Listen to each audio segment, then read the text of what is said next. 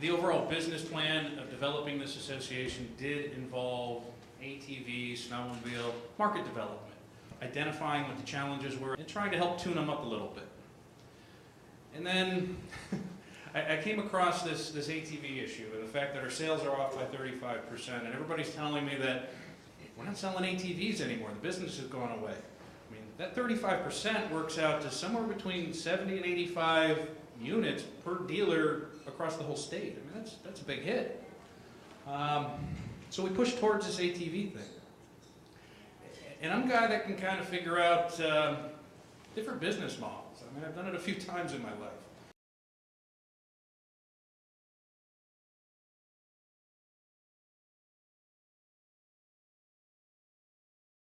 And that's how I attack this problem.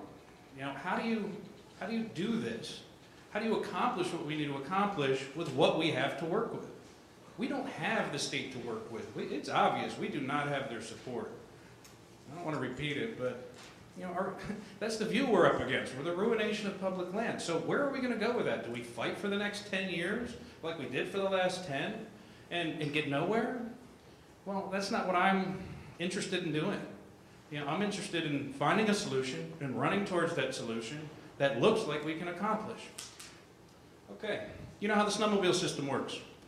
The clubs, there's over 100 dots on that map. They've existed in the last 2 years, or they're still in place. And I say existed in the last 2 years because typically a club forms, it dissolves within the first year. Because they didn't have the resources, they didn't have the direction, they didn't have the organization to do what they needed to do. Is there anybody here that works with the snowmobile clubs out there? Can you tell us a little bit about what happens in the snowmobile club, the volunteer base, how that all comes together, how everybody gets involved? Sure. I'm the president of the Missing Link Snowmobile Club, Steve, the secretary. And what are your meetings like? I mean, your member base, how big is it? We have about 300 members now. About 300 members. What are your meeting counts typically like? 10, 12, 10, 12 people. What are work parties like? Maybe 20, 10, 12 people. 10, 12 people, 20 on the outside. What are work parties like when you got to go out there and fix that trail damage? 6, 8. 6 to 8 people. Out of how many members? Yeah, that's reality. Is there anybody else out here? John Janis? No? You're part of the snow club, right? How many members in your club? 500. 500 members. What was your last meeting like? On average, about 30. 30. Okay. That's consistent.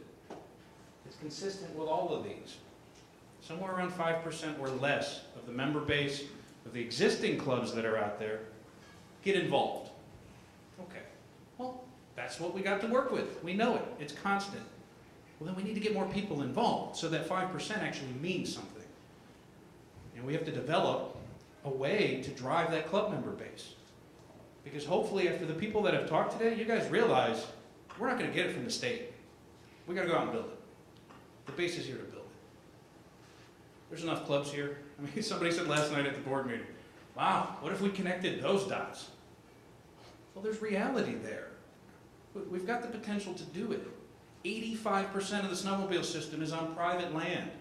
There's an awful lot of private land in there.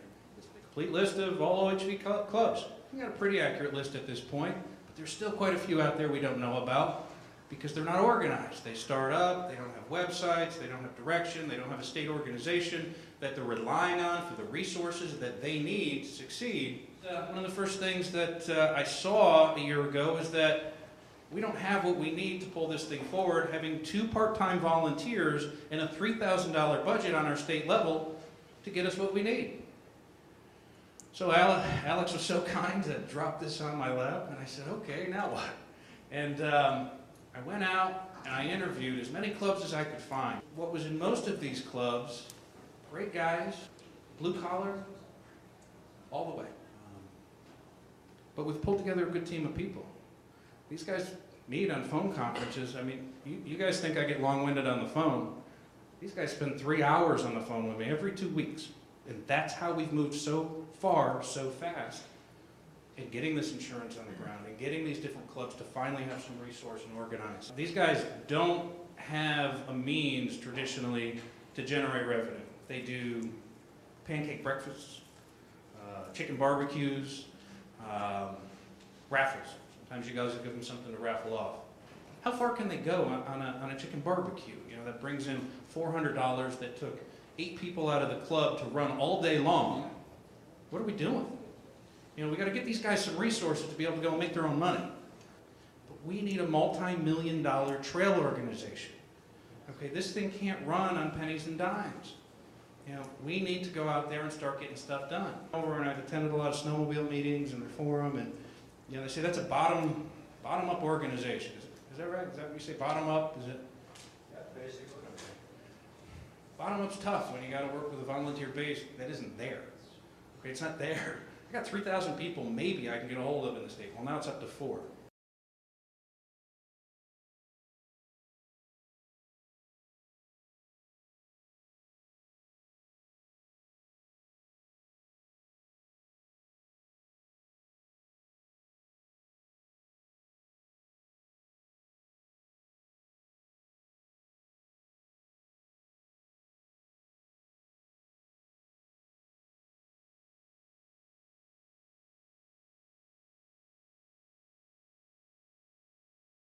You need the paid positions to rely on. We can provide them the resource they need by organizing their fundraising events to a level that they normally couldn't get to on their own. Because the volunteer base is tough to work with. If you're only going to get 5% of your base, if you're only going to get, you know, a real heavy blue-collar segment there, you know, you need the executives. Contract for club landowner insurance. I think you heard how important this was. I worked for over 6 months to pull this together. And we got it in place. It's there now. This is our holy grail. This is what's going to allow this thing to happen. We can't get our base to rise up. We can't get our grassroots to make enough noise. Truly, if you look at the reg numbers and work it backwards, there's probably 600,000 active ATVers out there that still have machines that are functional and would ride somewhere. They had a place to ride. So how do we get those 500,000 to 600,000 people identified? How do we get them in the mix? How do we turn them into our grassroots base? The only thing that brings this group together that I have found is riding. You got to start it with riding. You got to have them be able to go somewhere, join something that they have to join to go and ride. So if we do provide that and get these people a place to ride over the next couple of years, and we require them to be part of some process that we can then identify them, we've got our grassroots. We've started this, build the database of OHV users and skill sets, job relationship activism. It's kind of like what I was talking about earlier with the dealers. When the dealer comes in, we catalog, okay, this is who you know, this is what you can do, and when we need those resources, we lean on it. Well, we started doing it with the ATVers too. A place for your customers to go and identify the different events that are going on around the state. Part of the plan is to really ramp up the frequency of those events. This is something that we did last year. BRP stepped up. I needed a place to get these clubs together because they had never come together.